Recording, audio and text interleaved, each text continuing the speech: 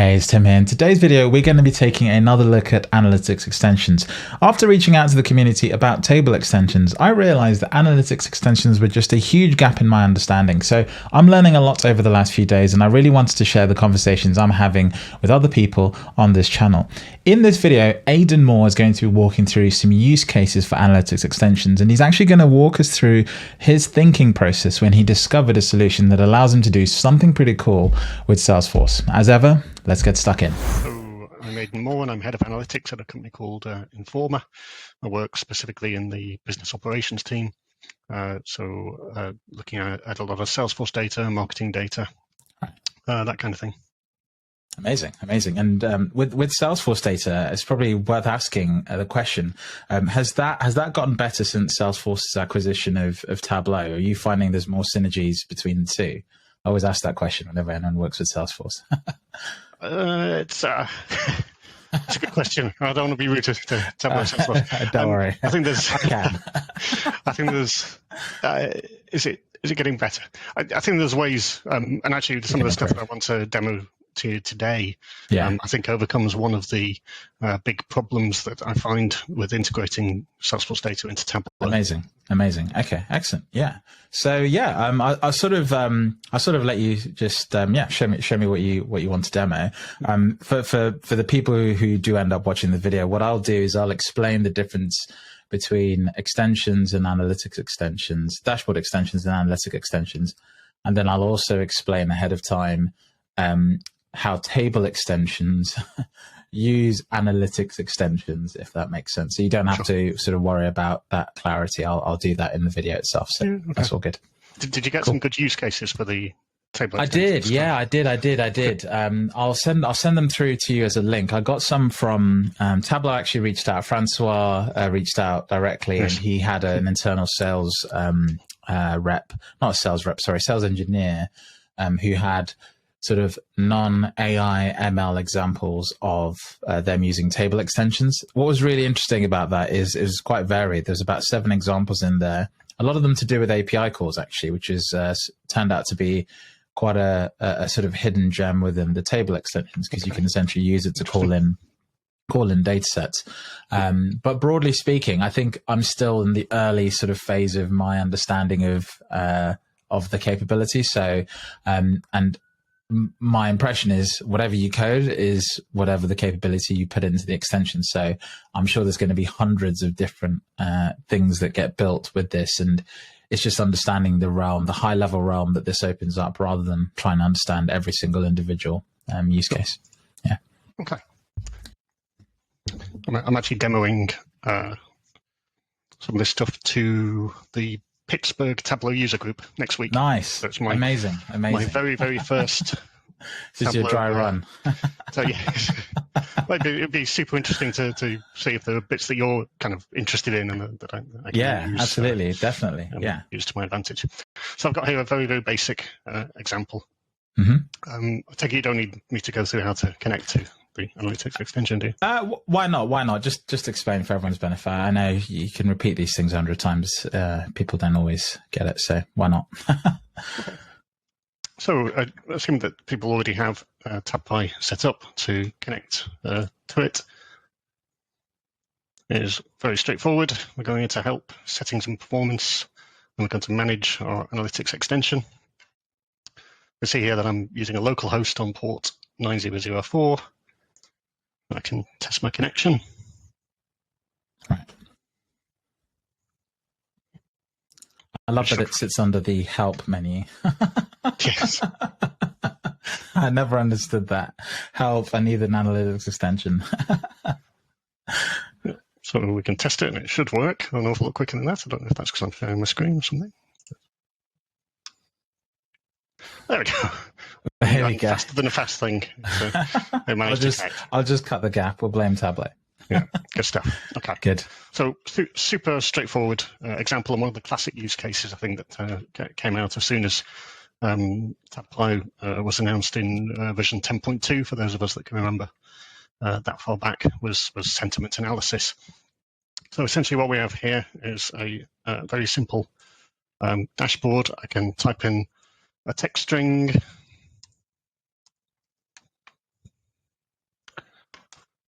and it's now going off via Python to use the natural language toolkit to do a sentiment analysis of the statement that I've put in there. So we can see that this has a very positive 93% score. Right. If I make an adjustment, that has a very negative score. Interestingly enough, it's only 91% negative, whereas love is 93% positive. So I think we can prove statistically that love is stronger than hate.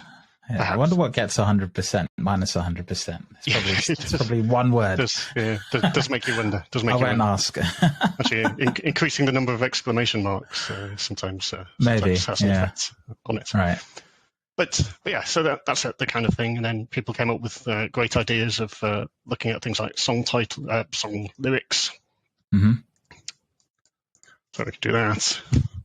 So a little bit of Gloria Gaynor, 81%. This is 9 Inch Nails, although I think Johnny Cash did it better.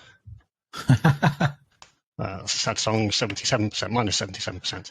So what's happening in the background is, if I just open this. So here we have a script real table calculation. So what is happening is we're importing the natural language toolkit in Python, and we are passing to it a text string. The text string is underscore arg1, which is a positional argument. So that's coming from this first attribute here. Right. And then in Python terms, we're creating a list here for the scores. And then for each of the words in our text string, we're getting the polarity of it. Then we're comparing that and adding it to our list of scores, and then returning the score back to the dashboard. So that is what's happening. Very nice, very interesting, really cool. It's also quite simple as well. Whenever you hear Python Analytics Extensions, I think people immediately just see tons of code in their eyes. But actually, for a very powerful set of features, it's quite an easy sort of follow along example. Yeah, absolutely. Yeah. And anybody who, I don't claim to be a professional Python coder at all, but I think anybody who's meddled with Python before will completely get this. And right. And just to sort of give some users some background context, I understand that import NI, is that NITK? NLTK, Natural Language Toolkit. NLTK, Natural Language Toolkit. That's a library that sits inside of the Python. And have you added that to the TabPy setup, or is that just coming natively built within TabPy? So no, it doesn't come natively with TabPy. It depends which way you install TabPy. So there are, to my knowledge, 3 different ways of doing it. The most straightforward way, in my view, is to use the Anaconda distribution, because that comes with a whole bunch of libraries pre-installed. Right. So in that scenario, I didn't have to go and install the Natural Language Toolkit. If people were just using native Python and had downloaded TabPy from GitHub, then they may well have to go and pull some of these in. Cool. And then the rest of it is just from the documentation, I guess. You just followed the guide for NLTK, and you fed it an argument, and then it comes back with a score. That's it. For full disclosure, I think I found this online a couple of years ago, maybe. Don't know who to attribute it to, but yeah, this was just something that I got. But in 2019, I was very lucky that I went to the Tableau conference in Europe, in Berlin, and also to the Tableau conference in Vegas, which was really cool. But it was actually the Berlin one that, for me, turned out to be much more cool, because I had a bit of downtime and I didn't know what to do, and there was this great big horde of people that walked past me and went up some stairs. And so, being a bit of a sheep, I followed this horde of people and ended up in an absolutely fantastic presentation by Rachel Bowes. It was called From Hello World to Saving the World with Python. Nice. And at that point, I hadn't even thought about any of this. Okay. But Rachel's presentation was really, really cool. And it had some stuff like this. And so I investigated it a little bit more. I can send you a YouTube video that she did. And I'll be sure to put a link for it in the video as well. What really excited me when I saw this, I can tell you the bits that excited me. It was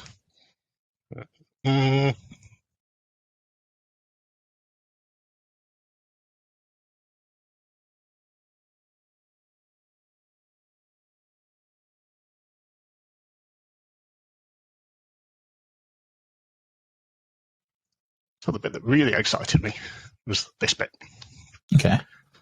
Because what I'm doing here in Python terms is I'm creating a list, I'm adding 0 to that list, and I'm returning 0. Okay. So I'm effectively doing nothing. But, but what that means is, and the bit that I want to kind of demo to you today is that knowing that I can do nothing in Python almost means that I can do anything. Right, So, I see. So instead of just pulling in the natural language toolkit and and doing sentiment analysis, or instead of pulling in some sklearn to do some statistical data sciencey kind of stuff, Yeah, I can do anything I want so long as I it's can code amazing. it in Python. So, Right. How allow me did to you show arrive you. at that? Sorry, how did you arrive at that sort of like I would never come to that conclusion because I can do nothing, I can do everything. How do you sort of arrive at that conclusion? It's a good question. Maybe it's some dyslexic thinking. Maybe it's that I had a lot of beer on the date of night out. I don't know what it was, but Right. but I left with the distinct impression that if I rearrange those bits, and if I could then stick anything that I want to in the middle. Right. So let me give you some examples of what Okay. Yeah. you can stick in the middle. So that's my safe one. Let's take a look at this. Mm-hmm. So here I'm doing what we've just had a look at. I'm creating my list of scores. I'm then adding 0 to that. But now instead of importing natural language toolkit, I'm also creating basically a true-false thing. Because this is a table calculation, it will fire every time something is filtered or not. I only want this to fire when I choose to do it. But instead of pulling in one of the statistical libraries or something like that, I'm actually pulling in PyODBC, and PyODBC is what you can use to interact with databases. Oh, nice. So here I've got I'm setting up a connection. I'm writing an insert statement. I'm adding to that insert statement the value of arg1, which you can see down here is my username in Tableau. Yeah. I'm also adding in arg2, which is just a piece of text, happens to be the name of the dashboard. So if I go here, let me just maybe blur that bit out. Should have been better prepared. Yeah.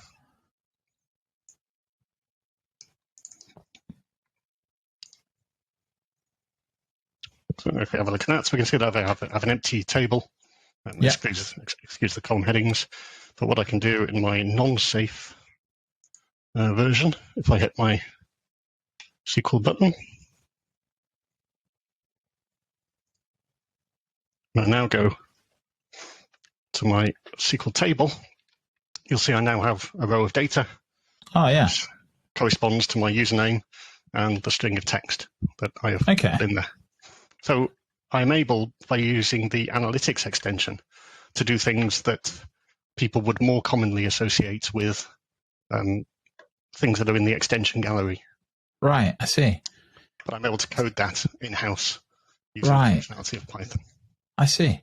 So what you've done here is you've just grabbed your username, I guess, and you've just inserted it with the name of the data source. Right, yeah. Yes. Username functions there. Yeah, perfect. Yeah. Cool. So that was the first thing that I tried to do. Okay. I then took it a step forward. Thought, well, could I? Okay. Actually, that's the safe one without any credentials in it. Let's do that. I then thought, could I pull in one of the other libraries? Could I pull in? Doesn't like me now because I haven't got any credentials. Could I write a slightly longer script? And this time I'm pulling in SMTP lib, which helps me to connect to libraries, to bits email. I'm able to create a method. I'm able to have some variables that are passed to that method. Various other bits. And ultimately what it will print out, what this will do is it's going to send an email to the address that I give it saying this stuff. I clicked the button a few seconds ago, and if I go to my email, you'll have an email. There we go. I have an email. So I was thinking about things. Nice. I was thinking maybe some offline training material, perhaps having it as a repository for forms for the business operations team to use, all that kind of stuff. Yeah. Then I extended a little bit further. I'm hoping this journey is useful. No, it is. It does lead to lead somewhere. I can feel like you're building up little sort of components. Yeah. So I have a fantastic automation tool that we use in the team called UiPath. There are lots of other tools though: Automation Anywhere, Blue Prism, Power Automate, MuleSoft, even if we want to stay within the Salesforce ecosystem. Right. And when this loads, we will see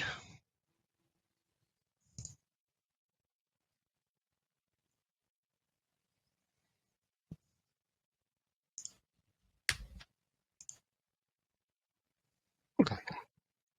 So this is a queue in UiPath, which is basically just think of a queue as a list of things that need to be done. Need to be done, yeah. So what's in the safe one? So at the moment, just to clarify, at the moment you can see that my queue is empty. It has no new items in it. Yeah. But perhaps predictably now, I'm going to click my UiPath button.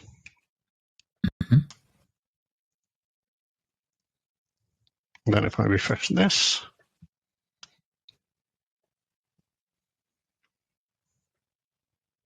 you'll see I now have a new item.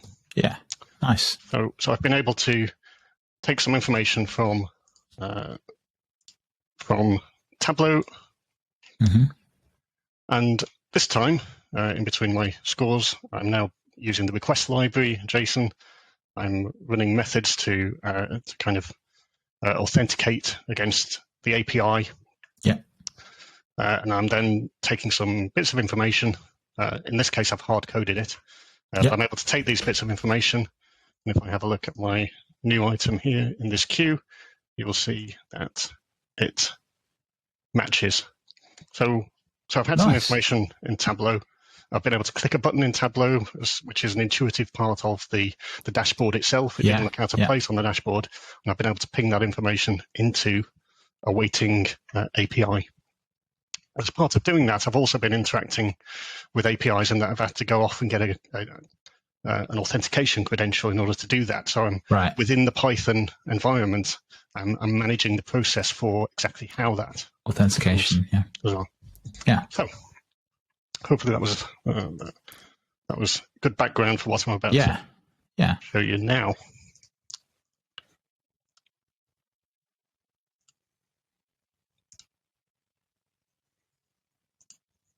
So if I go, I thought I had it open, but maybe I don't.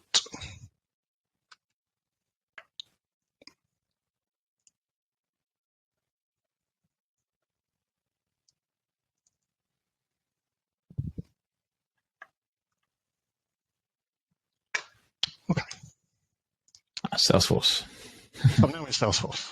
Yeah. And this is an opportunity record, and this opportunity record has some products on it. There used to be a process to do pricing approvals for our Salesforce records, but it was very manual, very clunky, took ages, wasn't particularly reliable, and generally caused a whole lot of headaches. They looked at getting CPQ, but due to some restructuring in the business, it kind of wasn't the right time to really explore that. So the question came to me. Sorry, for everyone's benefit, what's CPQ? So it's a customer price quote or custom price quote. Fine. But it's a tool to do pricing approvals, but it also does some additional bits. Great. But the pricing approvals was the really key part for my business. So the question came, was there anything that we could do to improve this entirely manual process that they had? Right. And I thought, well, knowing what I now know about the fact that I can click a button somewhere and it can interact with an API, or I can click a button somewhere and interact with SQL, I thought, I imagine there's some stuff that we can do. I already had an iframe, so we do a lot of reporting at an opportunity level via my Tableau iframe in Salesforce. So we're looking at this now. And here we have something for pricing approvals. Mm-hmm. And what I'm going to do is I'm going to submit for pricing approval.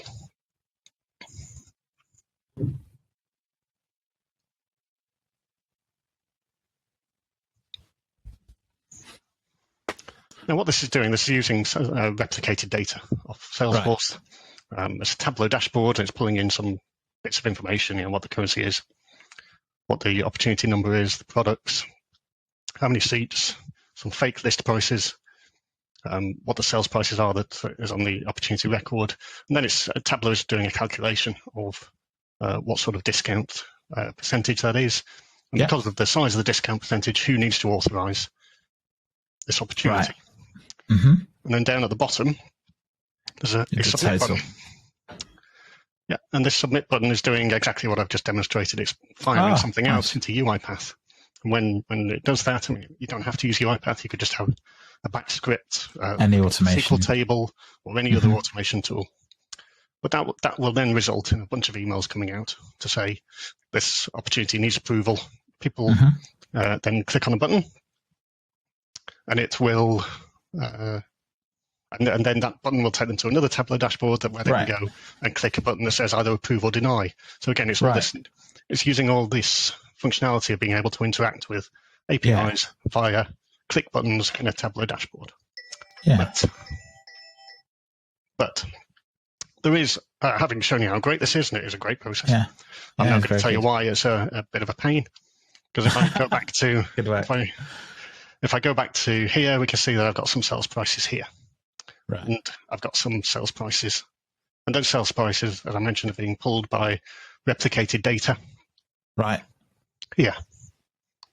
But the replication, it happens, let's say, every sort of 15 minutes or so. So if I'm a rep and I'm talking to a customer and I want to get the deal through as quickly as possible.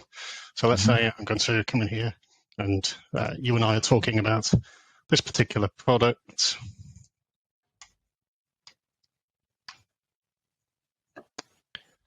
And we're going to say, I like you, Tim, so I'm going to give you this for 20,000 as a special deal just for you. 20% off. Wow. So I'm going to give you that. So we've agreed that, and now I want to push it straight through for approval. Yeah. I go into my analytics, and I select my pricing approval. I'm going to submit it for pricing, please. Nice. But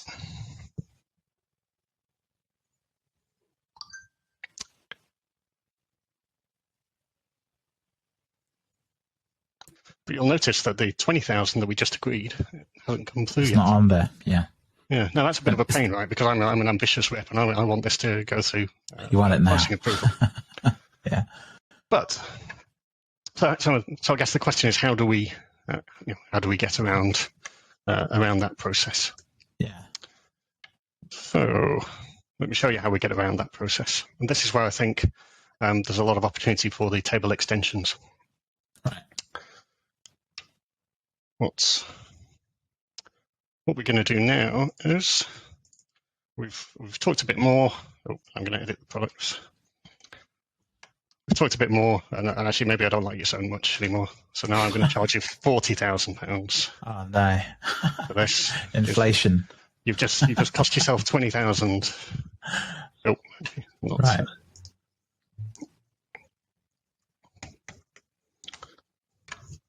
And I'm going to save that. So it's showing us 40,000 here.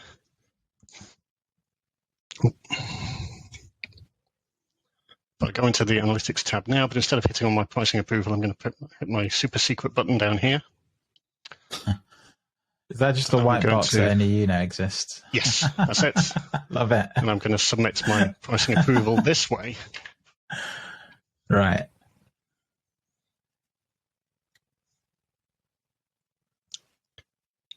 Now,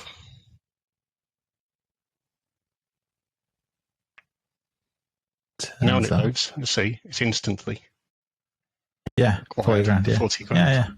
Yeah. So how did I do that? Because if you're connecting Tableau to Salesforce, you can only replicate every 15 minutes on an extract. Yeah. We know that my replicated data in SQL takes between 15 minutes and sometimes a couple of hours. Right. So how have we done that? Yeah, you have to pull it in somehow, right? Yeah, exactly. The way that I have done it, and up until the recent announcement about Snowflake and Tableau having basically live replication, I believe I was the only person in the world who had pretty much real-time access to Salesforce data. Amazing.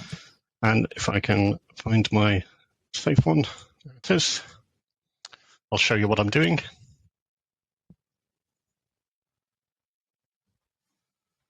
It opens. Yeah, you'd hope that in the future Tableau just figure this out, so you're always seeing the latest version of the truth, right? Yeah, you'd expect so. But in the meantime, what I'm doing, so similar to what I was doing, what I demonstrated with UiPath, I'm pulling the request. Analytic Extension. I'm also pulling in PyODBC. So I'm creating a method to enable me to interact with SQL Server. I'm deleting anything from a particular table which has the opportunity ID of the opportunity that I'm in. Yeah. I'm then connecting to the API from Salesforce. I'm asking Salesforce to give me everything for the opportunity, so the opportunity line items, the price, etc. I'm then using Python to insert that into a SQL table. And then when I do the hop from that button to make a pricing approval, that's then moving on to a dashboard which is making a live query to this particular table. And in doing so, I'm able to have a live, I say live in inverted commas, connection to the Salesforce data. I see. So you're kind of creating like almost like you're staging the real time data, and then over time it will eventually replicate. Will just turn up for this use case, right? Yeah, exactly that. Amazing. So by using the Analytics extension, I'm able to first of all create the functionality within Tableau to enable me to do things like pricing approval. And the benefit of that is it's keeping people within the Tableau and Salesforce ecosystem. We're not sending them off to do some manual process. It's really fairly straightforward to set up. It's self-coded in Python, which is widely available within the data analyst community. Yeah. And then I'm able to do funky stuff like interact with APIs, pulling in data, putting that data somewhere, staging it, as you've said, and using it in tools like this. That's really impressive. I had no idea that, in my head, I think I had this very narrow perspective that analytics extensions were only used for, I guess, data science, like analytic capabilities. Yeah, you were using the bit in the middle of the scores. Yeah. As you say, because you can do nothing, you can do everything, right? You're using sort of that opportunity in there to bring other things in and also send things out, I assume, to kind of make things work really nicely. That's really clean. And do you see that? I guess in your particular instance, this is a fairly tactical sort of deployment, right? So, do you find it easy to scale? Like when you put this on Salesforce, and I guess you're setting this up, do people find it easy to use that sort of button and just know it works, and it works really well, right? Yeah, absolutely. Yeah, absolutely. Yeah. It's simply a one click button. Everything else is being pulled in for them. Previously, they had to literally go somewhere else and type all these things out, and it was an absolute nightmare. And it's an interesting one because in this use case, if I heard you sort of explain the use case at the start, I would have said, surely that needs like a write to database extension or something like that, right? Because at that point, I mean, that's sort of just in my simplistic head, that's the most obvious way to do it. But you're kind of almost abstracting the need to have an element in the interface, and you're just building it into an action rather than having to like create an interface for it, which is quite nice. Yeah, exactly that. Yeah. Good. It works brilliantly. But yeah, there were other things that I'd like to try perhaps with the table extensions. So, things like, because you can interact with APIs. There are so many APIs out there. You can do pretty much anything you like, right? But things like pulling in Twitter data live and doing sentiment analysis. So combining the non-traditional and the traditional use cases for the analytics extension, bringing those together would be awesome. I don't know. I think it's one of these features where I was talking to Charles Laporte from BizTree yesterday, and we were talking about sort of where does analytics extensions and table extensions really sit within the day-to-day analytical flow? It doesn't feel something that's mainstream across, let's say, all the creators who have access to that license, but it maybe is more of what I call exploratory analysis sort of tool initially for, someone who's just investigating data.